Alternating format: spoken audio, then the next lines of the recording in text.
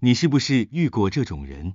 表面笑嘻嘻，背后挑拨离间，见上司就巴结，见同事就挑事，让你气得牙痒痒，心里总想反击，可每次动怒，你却越来越累，最后受伤的永远是自己。有个业务员叫滕辉，大家都知道他是个十足的势利眼，对上级长官，他总是笑脸迎人，满嘴恭维，但对基层员工，他却恶言相向，冷漠挑剔，甚至刻意找人麻烦。在走廊里遇到主管，滕辉一定远远就打招呼，弯腰寒暄，可若换成一般员工跟他打招呼，他就装作没看见，冷冷走过。在员工餐厅里，他的两面态度更是明显。有一次，排在他前面的是部门经理，经理慢慢挑着菜，滕辉笑脸相陪，还热情搭话说：“经理，今天早上开会讲得真好啊。”半句催促都没有。但隔天换成普通员工小菜在前面慢慢夹菜时，滕辉立刻变了脸色，他用托盘顶着小菜的托盘，还不耐烦的嘀咕：“能不能快点啊？后面还有人啊！”甚至干脆把托盘硬插到小菜面前，毫不顾及对方感受。这样的人大家都不喜欢。在茶水吸烟区，常能听到有人背后议论他油滑，没有格局，迟早要出事。但讽刺的是，滕辉却靠着巴结升得很快。半年后，他成了区域经理，手里开始有了分派工作的权利。不少曾经被他排挤过的同事，心里都生闷气。不过老陈却没有加入骂人的行列，他早就看穿了滕辉的为人，也明白一个道理：讨厌一个人不必翻脸，翻脸只会显得自己计较，还可能被对方利用来做文章。于是老陈选择悄悄避开。在会议上，他不和滕辉正面冲突；在项目上，他尽量安排与其他同事合作，甚至在餐厅排队时，他看到滕辉的身影，干脆换一条路去取餐。因为老陈明白，远离小人就是保护自己。小人最大的本事就是消耗你的情绪，让你分心失衡，保持距离，才是最聪明的自保。几年后，结果印证了一切。滕辉在公司口碑早已全毁，没人真心支持他，工作上也变得孤立无援。反而同是区域经理的老陈，因为做事稳，待人真诚，赢得了上下信任，走得更长远。在职场上，有些人根本不值得你浪费一分力气去争输赢。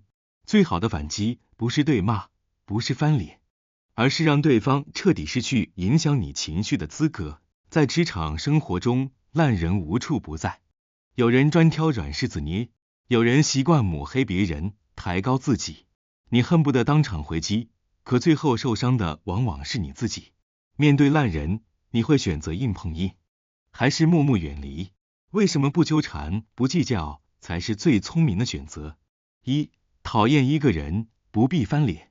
在我们的人生中，总会遇到一些让你心里不舒服的人，可能是职场上的同事，生活中的邻居，甚至是亲戚朋友。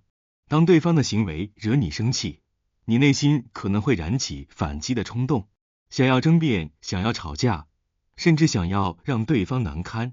但事实上，讨厌一个人不必翻脸，这是成熟与智慧的选择。一位员工松崎，脾气火爆，他在工厂做事多年，因一次人事变动没能升职，便觉得是上司故意打压。从那天起，他就没给上司好脸色看过，同事说什么，他都怀疑别有用心。他每天花大量时间抱怨、愤怒、计较，可是日子并没有变好，反而被情绪折磨的脸色蜡黄，血压升高，最后生病住进医院。说到底，讨厌一个人并不能让你变得幸福，反而让你的注意力被别人的存在牵着走。真正聪明的人会选择转身，专注自己的生活。小林的公司有个同事叫易恒，专门抢别人的功劳。有一次，明明是小林花了好几晚加班做完的企划案，会议上却被同事易恒说成是他带的团队完成的。当时小林气得脸都红了，差点当场翻脸。后来他想起一句话，跟石头生气，石头不会痛，只有你自己受伤。于是他选择不争辩，把时间用在下一个更好的企划上。结果几个月后，经理亲自点名小林升职，因为经理早就看在眼里。有时候不翻脸不代表你输了，而是你赢在气度。二，看透不必说破。人生中我们总会遇到各种各样的人和事，有些人表面光鲜，背后却有小心机；有些事情看似单纯，却暗藏风险。有人说话表里不一，有人暗地算计，有人明显说谎。我们其实一眼就看穿了，心里明白7、8分，但这时候聪明人往往不会戳破，而是选择默默记在心里。做人最大的智慧是收回自己多余的评论权。有一年过年，阿明在家族聚会上听到一位表哥夸自己创业成功，说得天花乱坠。阿明心里很清楚，表哥的公司早就关门大吉。他原本想当场戳破，但看着满桌的家人笑容，想了想还是笑笑不说话。因为有些真相说出来只是伤人，不说大家都还能好好吃饭。看透不说破，不是懦弱，而是懂得把刀收回去，保护别人也保护自己。高层次的人不是没有看法，而是懂得沉默。说破容易让对方尴尬翻脸，人都是要面子的，你把它拆穿只会结下怨恨。不说破，留给对方面子，也保全自己退路。在复杂的人际关系里，适当沉默比直言不讳更有分寸。看透而不戳破是一种格局，你清楚事情的真相，但选择不计较，反而显得心胸宽广。留些余地是为别人，也是为自己。三，层次不同，不必争论。我们总会遇到一些人，无论你怎么讲道理，他们总是坚持自己的观点，甚至固执己见，颠倒黑白，争论对与。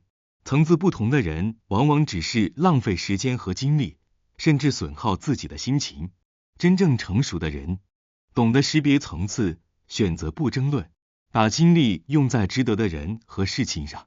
很多矛盾并非因为是非对错，而是因为彼此站的位置不同。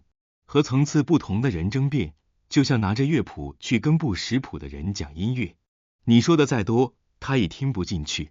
真正有格局的人会选择一笑了之，因为你的情绪和精力应该用来创造价值，而不是消耗在无谓的口舌之争中。四，远离小人就是保护自己。生活和职场中总会遇到一些心胸狭窄、喜欢挑事、恶意重伤的人。